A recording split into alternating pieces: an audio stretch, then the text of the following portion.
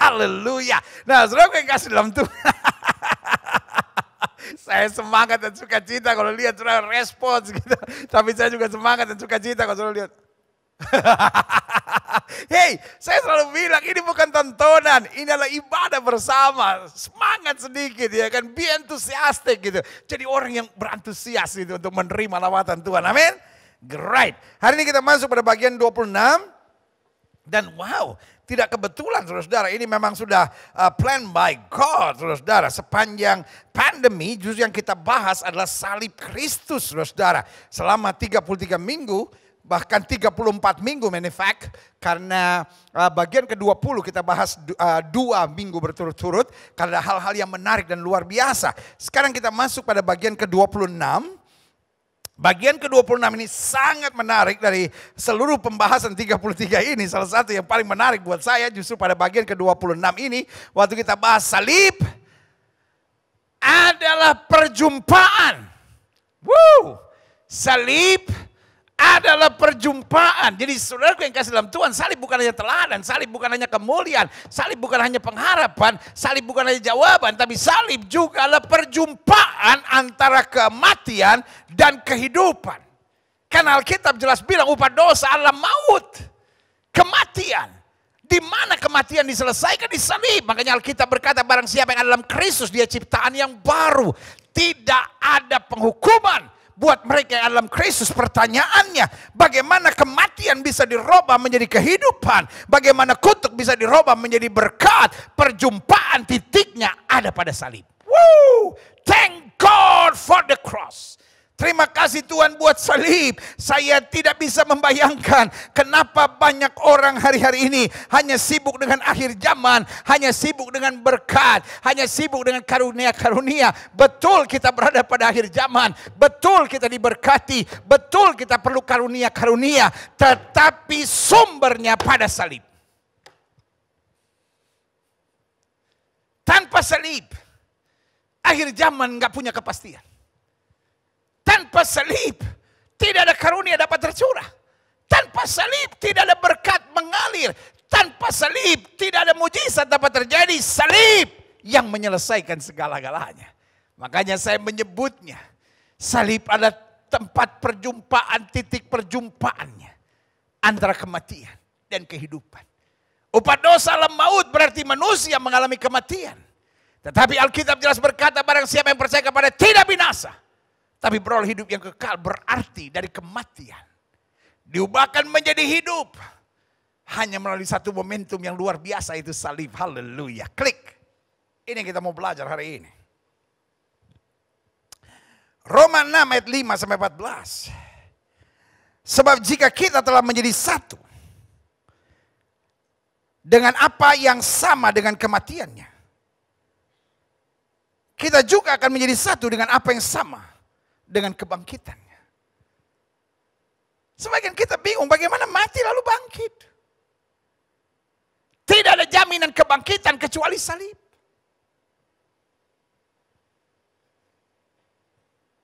Makanya Alkitab jelas berkata berbahagia orang yang mati dan matinya di dalam Tuhan. Kematian memang menyedihkan, tapi kematian bukan menakutkan buat orang percaya.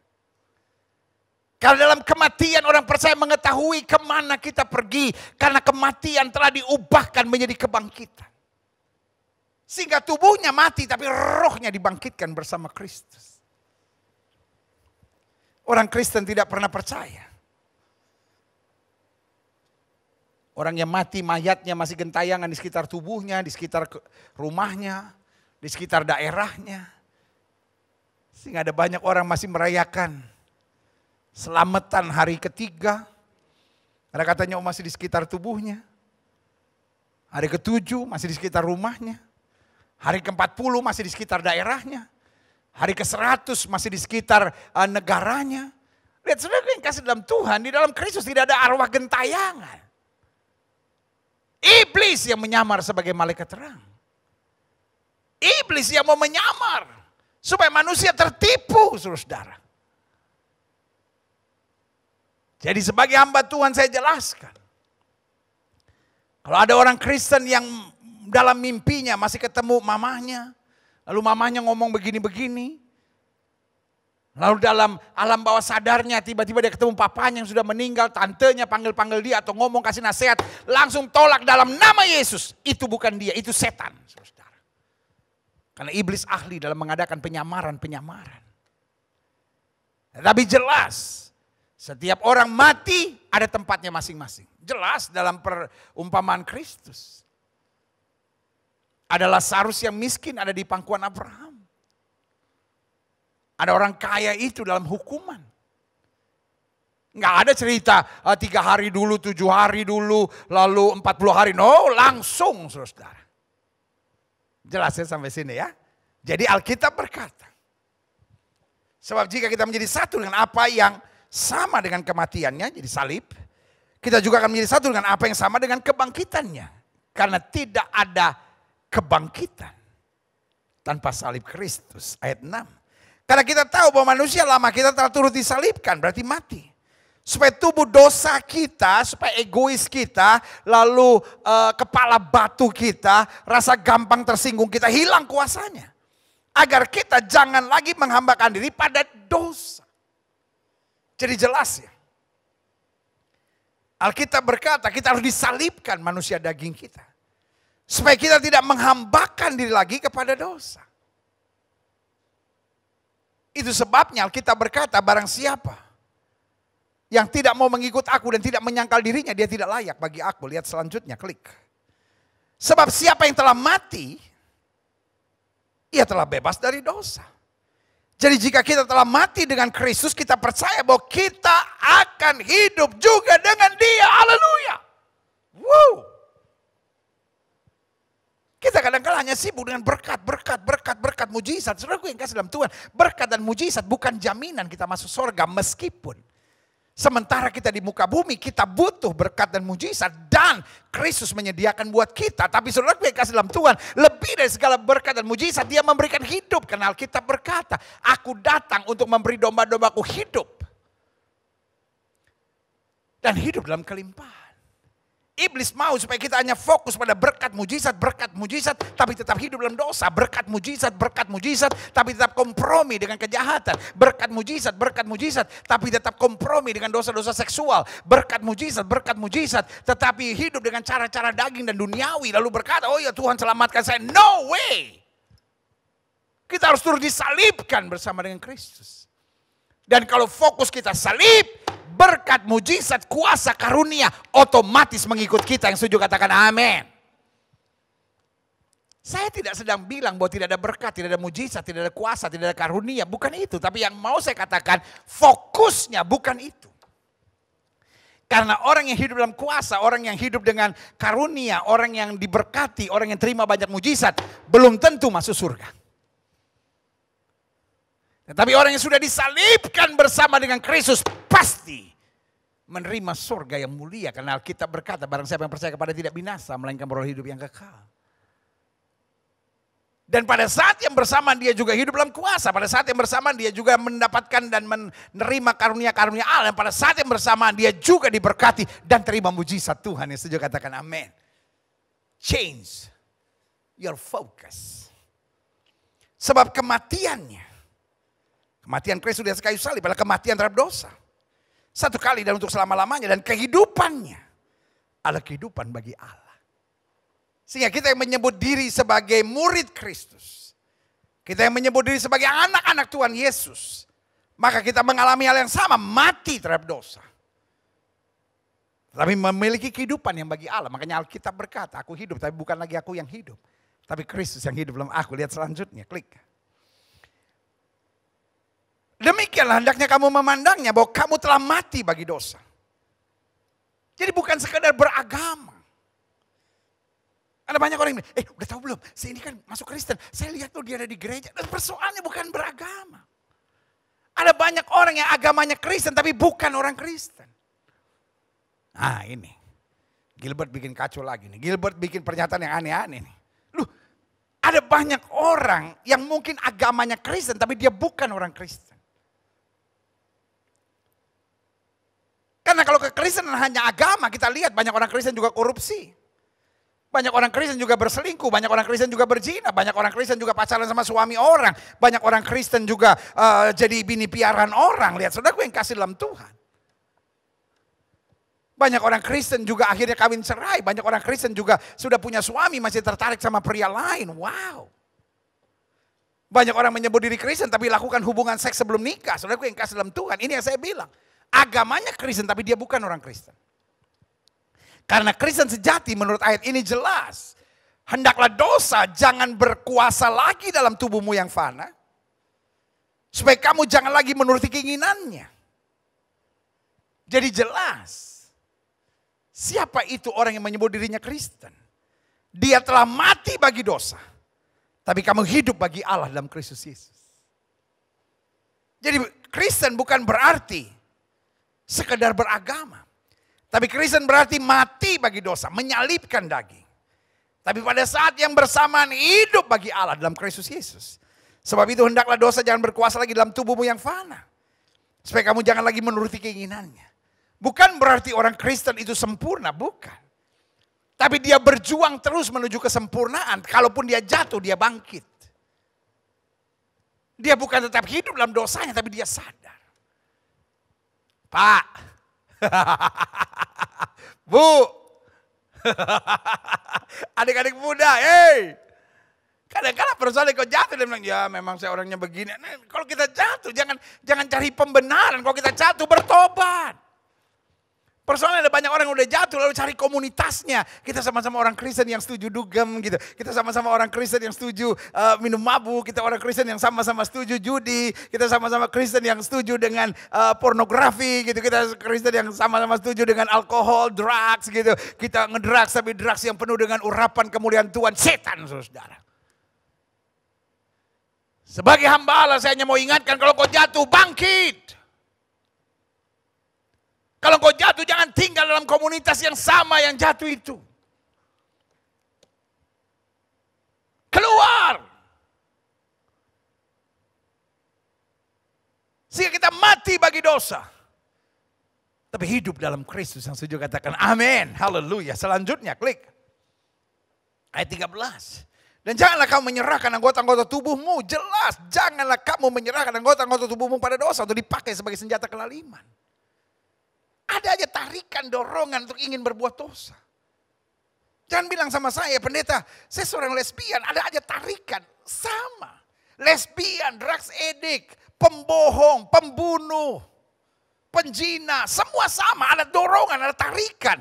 Tetapi jangan bikin excuses, khusus LGBT. Dorongan itu harus diikuti, tapi pembunuh jangan. Penyembah berhala jangan, penipu jangan, penjina jangan. Saudara gue yang kasih dalam Tuhan. Kenapa? Saudara pikir di sorga ada section khusus untuk LGBT nanti? Karena saudara merasa dikecualikan? Semua dosa sama, mulainya dari setan dan menyeret keinginan daging manusia. Kita harus tegas. Saya sayang kawan-kawan yang terikat dengan LGBT. I love you all. Lesbian kah saudara? Transgender kah saudara? Gay kah saudara? Homoseks kah saudara?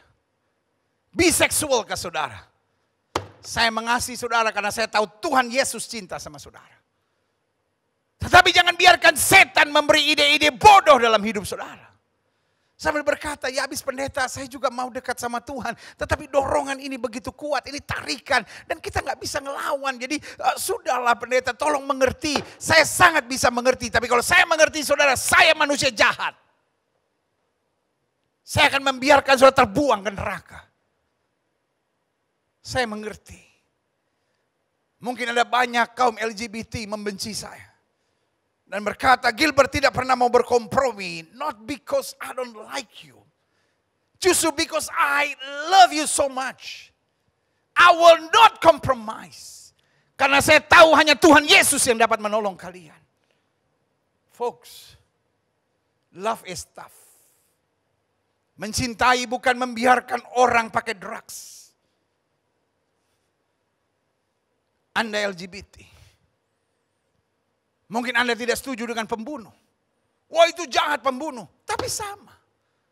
Pembunuh juga merasa saya tidak mau bunuh, tapi seperti ada dorongan, nih orang kurang ajar. Ini orang nih kalau nggak dihabisin nggak bisa, sama dorongannya. LGBT, mungkin kau nggak setuju dengan penyembahan berhala. Engkau nggak setuju dengan pemerkosa, tapi pemerkosa juga nggak mau jadi pemerkosa. Tapi dia bilang nggak tahu kenapa, seperti ada dorongan. Dan dorongan yang sama di LGBT, dorongan yang sama di pembohong, dorongan yang sama di pembunuh, dorongan yang sama di drugs addict. Semua mulainya dari serangan setan. We have to fight it back. Kita harus lawan serangan setan itu, jangan diikuti, jangan di-entertain. Engkau masuk dalam perangkapnya dan hancur binasa. I love you all. Dan hari ini, buat saya adalah masa-masa persiapan. Ini minggu-minggu persiapan untuk kita menyambut Natal. Kita mau sungguh akhiri tahun ini benar-benar bersih di hadapan Tuhan. Para pelacur. Engkau tidak ingin jadi pelacur, right? Para istri piaraan bini muda. Para koruptor. Engkau tidak ingin dalam posisi itu, right? Saya ngerti semua orang menghujatmu. Karena engkau sekarang ada di balik terali besi akibat korupsimu. Tetapi saya mengasihi saudara dan saya tahu iblis telah merampas kebahagiaan dan kebenaran hidup saudara. Dengan tarikan-tarikan, dengan dorongan sehingga kau diarahkan pada kematian. Tetapi Kristus mau menghidupkan kalian. Di dalam nama Yesus. Kembali. Kembali. Kembali karena ayat ini jelas bilang. Janganlah kamu menyerahkan anggota-anggota tubuhmu kepada dosa. Untuk dipakai sebagai senjata kelaliman. Jadi iblis mau pakai. Iblis gak peduli kau percaya Tuhan. Iblis gak peduli kau ke gereja. Iblis gak peduli kau beriman. Sejauh tubuhmu masih bisa dipakai sebagai senjata kelaliman. Tetapi serahkan dirimu kepada Allah. Sebagai orang-orang yang dahulu mati. Yang tadinya kita harusnya menuju ke maut karena dosa. Tetapi sekarang menerima hidup oleh apa? Oleh iman, oleh kasih karunia, oleh salib. Dan serahkan anggota-anggota tubuhmu kepada Allah untuk menjadi senjata kebenaran. Bilang Tuhan hidupku mau dipakai Tuhan. Aku tidak membiarkan hidupku sebagai alat setan. Aku tidak mau biarkan hidupku sebagai alat untuk dosa seksual. Aku tidak mau tubuhku dipakai hanya untuk pemuas LGBT. Aku tidak mau pakai tubuhku untuk jadi istri piaraan. Aku tidak mau pakai tubuhku untuk berbuat kejahatan dan korupsi. Aku mau pakai tubuhku sebagai senjata kebenaran. Yang setuju katakan, saya mau. Ayat 14. Sebab itu hendaklah dosa. Jangan berkuasa lagi dalam tubuhmu yang fana. Kita dapat menentukan. Apakah dosa yang mau berkuasa atau kebenaran yang mau berkuasa. Supaya kamu jangan lagi menurut keinginannya. Intinya sederhana, jangan ikuti keinginannya. Lawan. Mulainya berat. Melawan dosa mulainya berat, tapi lama-lama kalau kita lawan terus, kita lama-lama dapat kekuatan. Amin. Sama seperti orang belajar push up. Awalnya berat. Bisa 3 aja udah sampai gemetar-gemetar segala. Sama seperti orang belajar plank. Cuy, lo pendeta tahu-tahu plank.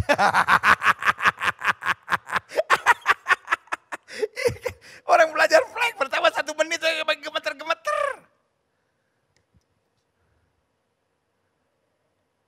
Kemudian 3 menit. Tapi lama-lama oke. Ngerti maksud saya? Ya kan? Jadi intinya. Life is a training. Hidup adalah latihan, jangan menyerah. Kalau kita jatuh bangkit tapi lawan terus supaya dosa tidak berkuasa. Dan kita tidak lagi menuruti keinginannya, klik. Ulangan 30 ayat 19. Aku memanggil langit dan bumi menjadi saksi terhadap kamu pada hari ini. Kepadamu kuperhadapkan kehidupan dan kematian, berkat dan kutuk. Jelas Alkitab bilang kehidupan dan kematian itu adalah bagian dari pilihan kita. Mana yang saya mau pilih? Alkitab berkata pilihlah kehidupan. Loh, Kristus datang untuk memberi domba-dombanya hidup dan hidup berkelimpahan. Tetapi persoalannya saya mau memilih enggak? Maka Yesus bilang, mari kamu yang letih lesu dan berbeban berat, aku akan beri kelegaan, aku akan beri kehidupan bagi kamu. Pilih kehidupan supaya engkau hidup, baik kau maupun keturunanmu. Jadi kalau kita berani memilih, walaupun latihannya gak gampang, perjuangannya gak gampang, tapi Kristus memberi kekuatan buat kita. Yang setuju katakan, yeah. Hari ini kita bersyukur.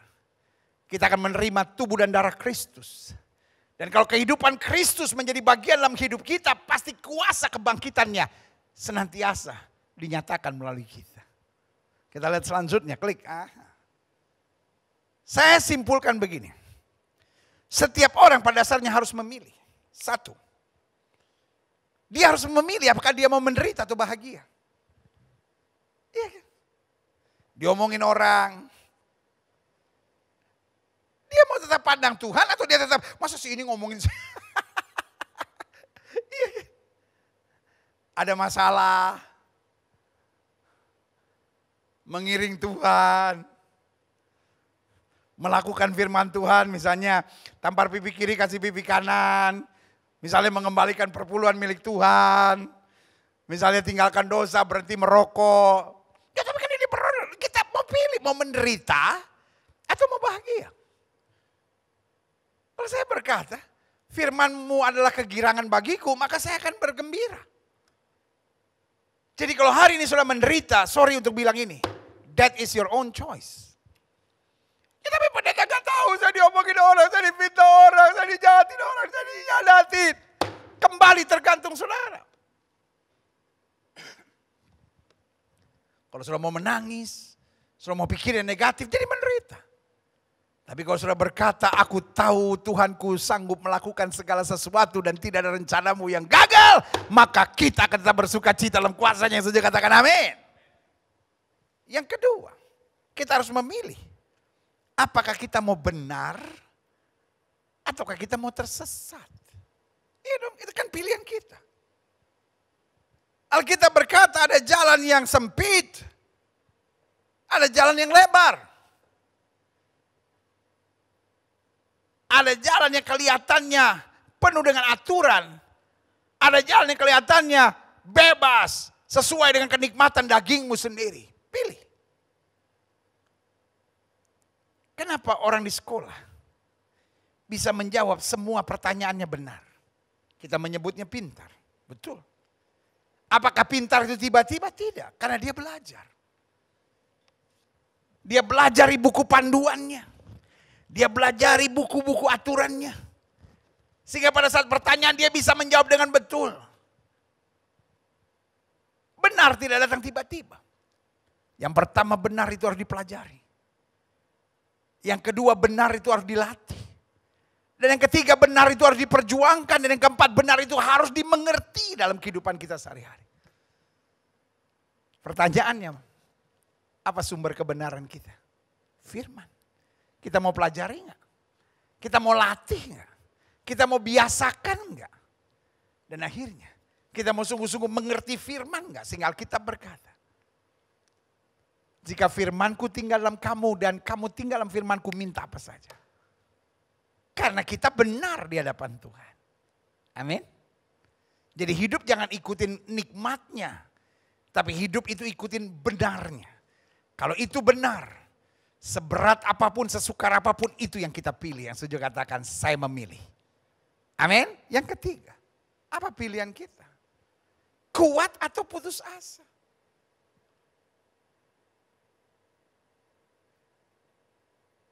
Saya mau kuat.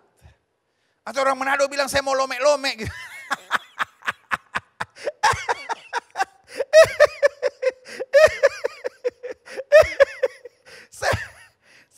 Lome-lome kayak buah nama tome-tome.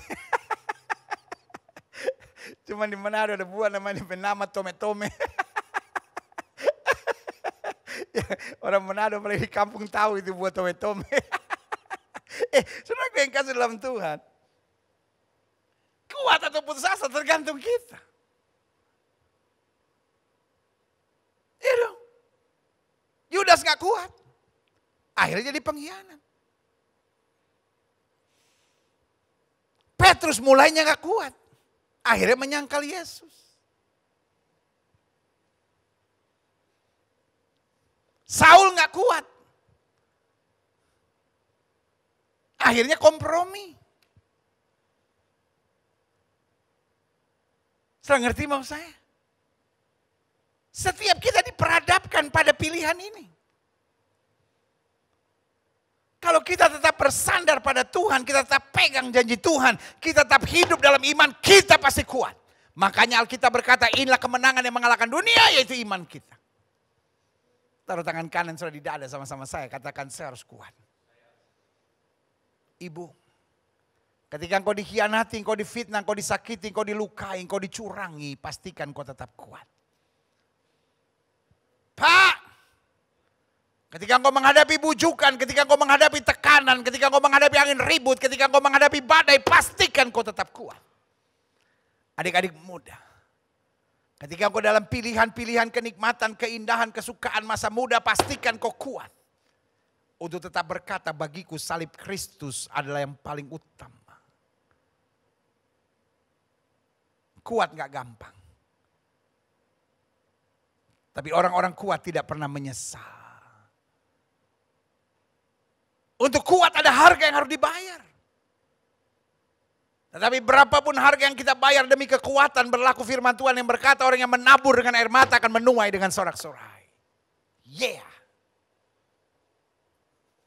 Kepalkan tangan kanan saudara bersama saya, katakan saya tidak boleh putus asa.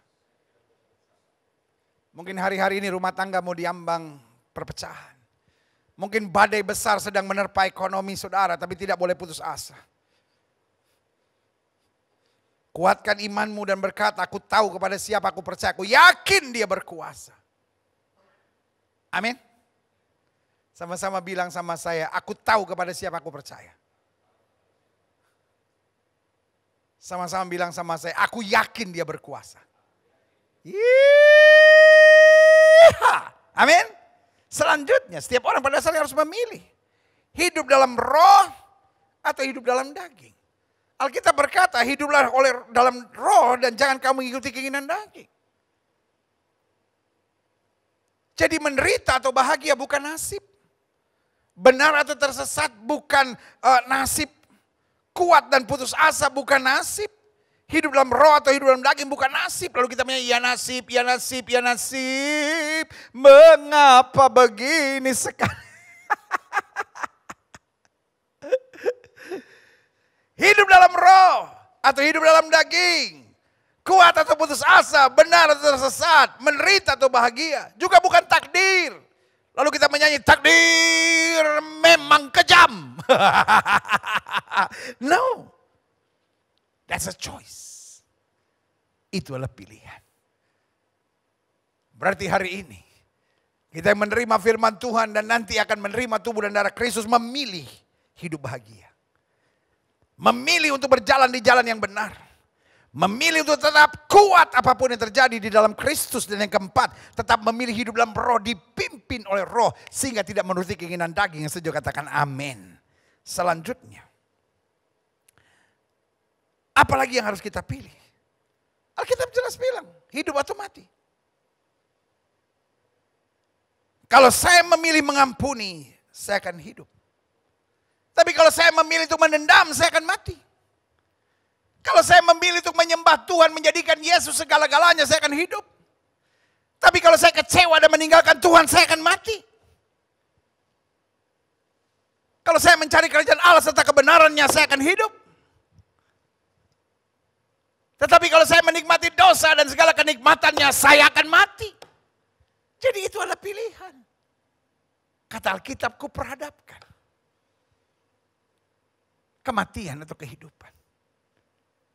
Dan hari ini sebagai hamba Allah, sebagai gembala jemaat, sebagai seorang yang mencintai saudara, izinkan saya mengingatkan buat saudara, pilihlah kehidupan. Bagaimana saya memilih kehidupan? Ketika saya berkata tidak pada dosa. Bagaimana saya memilih kehidupan ketika saya katakan iya pada tuntunan Roh Kudus? Bagaimana saya memilih kehidupan ketika saya berpegang pada firman dan tidak mau milih ke kiri maupun milih ke kanan, tapi berjalan terus dalam kehidupan? Saya tidak mau hidup dengan perdebatan, kebencian, kepahitan, tapi saya mau hidup dalam kasih, kedamaian, dan kesukacitaan yang setuju katakan haleluya. Selanjutnya, salib adalah perjumpaan antara kematian dan kehidupan. Mungkin saudara berkata, saya belum mengerti. Saya catat di sini beberapa halnya. Satu, dia mati karena kasih, tapi dia menghidupkan kita dengan kuasanya. Jadi salib pada titik perjumpaan antara kasih dan kuasa Tuhan. Dia mati karena kasihnya. Makanya Yohanes berkata, itulah anak domba Allah yang mengangkut dosa isi dunia. Karena dosa isi dunia ditimpakan kepalanya, dia mati karena kasihnya. Tapi dia bangkit karena kuasanya. Makanya Alkitab bilang kalau Roh Kudus turun ke atas kamu, kamu akan menerima kuasa. Betul. Kita sudah disalibkan bersama dengan Kristus, tapi kita bukan orang lemah. Kadang-kala kita kayak orang lemah banget gitu. Belakang langit biru ada mahkotaku. Amin. Tetapi sementara hidup di muka bumi, bukan berarti kita dapat dipermainkan. Tapi sementara kita hidup di muka bumi, kita berjalan makin lama makin kuat. Sampai menghadap Allah di Sion yang setuju katakan amin. Sama-sama bilang saya menerima kasih Tuhan. Sama-sama bilang saya berjalan dalam kuasa. Makanya Alkitab berkata apa yang kamu ikat di bumi terikat di sorga. Apa yang kamu lepaskan di bumi terlepas di sorga. Alkitab bilang iblis ada di bawah telapak kaki orang percaya. Alkitab bilang lawan iblis maka iblis akan lari. Engkau punya kuasa. Kuasa untuk menang. Kuasa untuk bersyukur. Kuasa untuk mengalahkan setan. Kuasa untuk menikmati seluruh janji-janji Allah yang setuju katakan haleluya. Yang kedua. Salib adalah perjumpaan antara kematian dan kehidupan. Karena dia mati untuk menebus kita. Tapi dia menghidupkan kita dengan anugerahnya. Di salib kita lihat dia mati, Allahnya orang Kristen mati dipantek, bodoh. Allah kita mati bukan karena lemah. Tapi Allah kita mati karena kedahsyatan kuasanya. Dia mati untuk menebus kita. Menyelesaikan yang manusia tidak bisa diselesaikan. Saya bangga dengan Yesus. Saya mati di kayu salib. Karena dia bukan mati karena kelemahan. Dia bukan mati karena keletihan. Dia bukan mati karena kesengsaraan. Dia mati karena dosaku dan dosamu. Haleluya. Kematiannya bukan karena kekalahannya. Tapi kematiannya justru membuktikan kemenangannya. Karena itu di atas kayu salib sebelum dia menyerahkan segala-galanya. Dia bilang sudah selesai. Dia mati karena menebus kita. Tapi dia menghidupkan kita karena anugerahnya. Kita mendapat anugerah. Untuk hidup berkemenangan. Untuk hidup berkelimpahan. Untuk hidup jadi berkat. Untuk hidup jadi saksi. Sehingga Alkitab berkata orang melihat perbuatanmu yang baik dan memuliakan Bapa di sorga. Anak-anak Tuhan jangan hidup asal hidup. Anak-anak Tuhan hidupnya harus berkualitas. Anak-anak Tuhan hidupnya harus berdampak. Anak-anak Tuhan hidupnya harus membawa teladan. Dan anak Tuhan hidupnya harus meluaskan kerajaan Allah di muka bumi yang setuju katakan amin. Yang ketiga. Salib adalah perjumpaan kematian dan kehidupan karena dia mati menumpahkan darahnya. Dia menghidupkan kita dengan urapan Roh Kudusnya. Haleluya. Makanya dia berkata aku naik ke sorga. Untuk menyediakan tempat bagimu.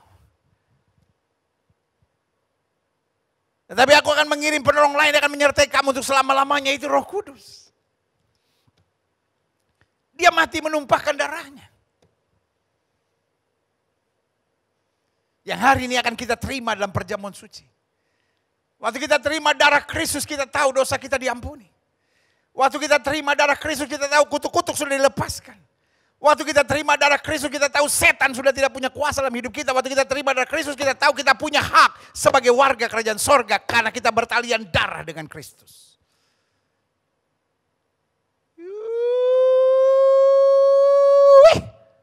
Amin. Dia mati itu menumpahkan darahnya. Tetapi ayat ini jelas mengingatkan kepada kita. Kenapa salib adalah perjumpaan kematian dan kehidupan. Karena dia menghidupkan kita. Dengan urapan Roh Kudusnya. Makanya Alkitab bilang. Barang siapa yang dipimpin oleh Roh Allah. Adalah anak-anak Allah. Seperti Adam dan Hawa. Tuhan menghembuskan nefes hayai. Tuhan menghembuskan ruah Yahweh kepadanya. Kita. Disebut lahir baru, hidup baru dalam Kristus. Ketika kita menerima Roh Kudusnya. Sehingga kita berkata, aku hidup tapi bukan lagi aku yang hidup, tapi Kristus yang hidup dalam aku. Karena rohnya di dalam aku yang sejak katakan amin. Salib adalah perjumpaan kematian dan kehidupan karena dia mati untuk menyelesaikan yang tidak mungkin dapat saya selesaikan. Tapi dia menghidupkan kita agar saya dapat menanggung segala sesuatu di dalam dia.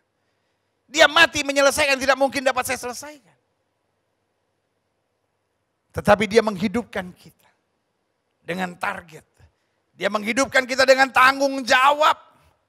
Untuk kita dapat menanggung segala sesuatu bersama dia. Sehingga di dalam salib kita dapat berkata, aku cakap menanggung segala perkara di dalam Kristus yang memberi kekuatan kepadaku. Haleluya. Thank God for the cross. Saya bangga mendapat kesempatan tiap minggu selama pandemi ini terus menyampaikan kebenaran tentang salib. The cross is so rich. Salib begitu kaya. Makin kita menggali salib, makin kita tahu salib adalah segala-galanya buat kita. Dan salib begitu berarti buat kita. Haleluya, klik. Saya pelajari selanjutnya. Berarti salib mendorong kita untuk mengambil keputusan dengan benar yang akan menentukan akhir hidup kita. Setiap kali saya memandang salib, saya tahu Kristus sudah menyediakan segalanya buat saya. Tapi saya harus mengambil keputusan yang tepat. Dan keputusan itu akan menentukan akhir hidup kita. Karena salib sudah menjadi perjumpaan antara kematian dan kehidupan. Klik.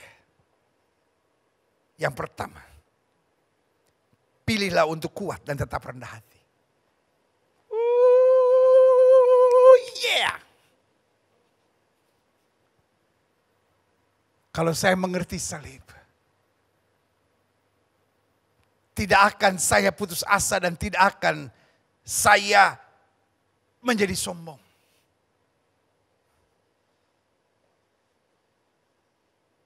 Pak, orang-orang sombong gampang kecewa, Pak. Orang-orang sombong gampang nyebelin orang, Pak. Bu, jangan sombong. Jangan sombong. Mau dandan serapi apapun sekarang ditutupin masker, Bu.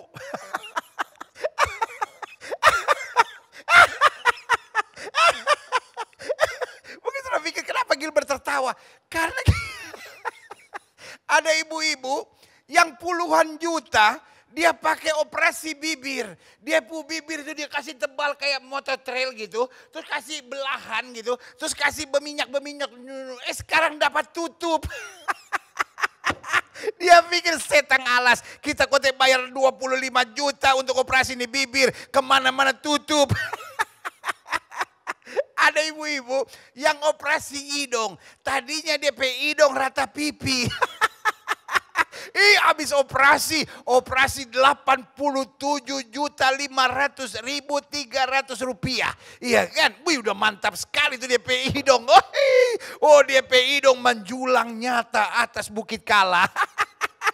Lupa rupa lagu rohani saudara. Dia pu hidung minta ampun. Sampai orang bingung. Kenapa DP mama hidung mancung. Tapi DP anak-anak semua rata pipi. Nggak taunya mama tuh so ganti. Minta maaf. So mantap sekali DP hidung tuh. Tapi sekarang kemana-mana nggak bisa kasih lihat tuh hidung. Dapat tutup. Aduh ibu, minta ampun, kasih yang minta ampun.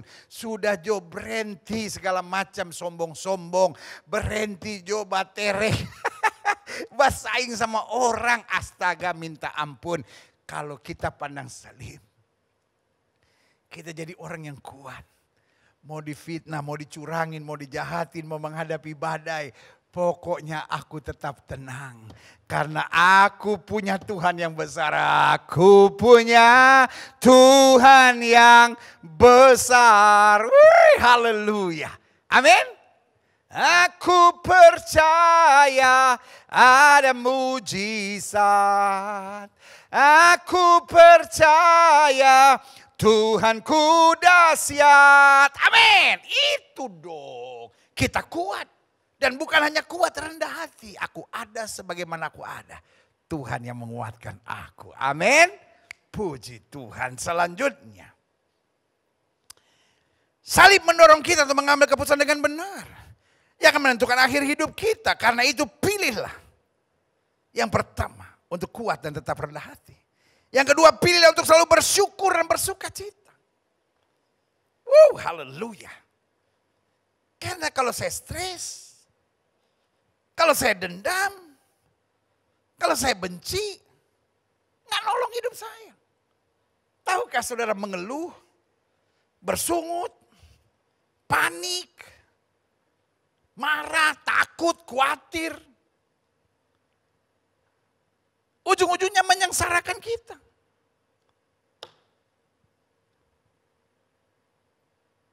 Tapi kalau kita bersyukur, kita bersuka cita, kita ingat lagu sekolah minggu dulu. Hati yang gembira adalah obat. Itu dia. Pak, Bu, adik-adik muda. Kalau saudara tanya sama saya pendeta, apa resepnya, apa rahasianya untuk bertahan di masa pandemi? Saya udah pakai masker. Saya udah cuci tangan. Saya udah hindari kerumunan. Saya sudah jaga kesehatan. Tapi kenapa saya terus masih takut? Jawaban saya, engkau masuk dalam jebakan permainan iblis. Karena iblis mau mencari keuntungan di masa-masa pandemi. Supaya engkau tetap stres, takut dan khawatir. Ini yang saya mau bilang. Bersyukur dan bersuka cita. Ya tapi kan berat di masa-masa seperti ini bersyukur. Jangan ngotot. Dikasih tahu pendeta ngotot lagi. Coba belajar mulai hari-hari ini. Setelah belajar bersyukur, bersuka cita, Tuhan terima kasih. Di tengah pandemi aku masih punya Tuhan yang baik. Tuhan terima kasih, Tuhan pasti memberi pelajaran-pelajaran yang berarti. Tuhan masih punya pasukan malaikat untuk menjaga aku. Lalu kita jaga jarak. Kita cuci tangan, kita pakai masker, kita hindari kerumunan. Tetapi kita nggak mau ditekan dengan ketakutan, kita nggak mau ditekan dengan paranoid. Seperti beberapa minggu yang lalu saya bilang. Orang-orang sekarang nama famnya telah banyak berubah menjadi Parno. Namanya Cynthia, famnya Cynthia Parno. Oh pendeta yang benar, iya benar. Cynthia mana? Itu Cynthia Parno. Namanya Johnny. Tapi dikenal orang sebagai Johnny Parno. Namanya Slamet. Tapi dikenal orang Slamet Parno. Slamet mana? Itu yang Parno banget. Iya kan? Sebentar-bentar. Cuci tangan harus. Tapi kalau sebentar-sebentar cuci tangan, something is wrong with you. Jaga jarak harus. Tapi kalau udah jaga jarak masih ketakutan juga. Jaga jarak tapi tetap santai. Pakai masker tapi gak usah ketakutan. Kan udah pakai masker tenang. Makanya ikuti protokol kesehatan. Gak usah ditambah-tambah.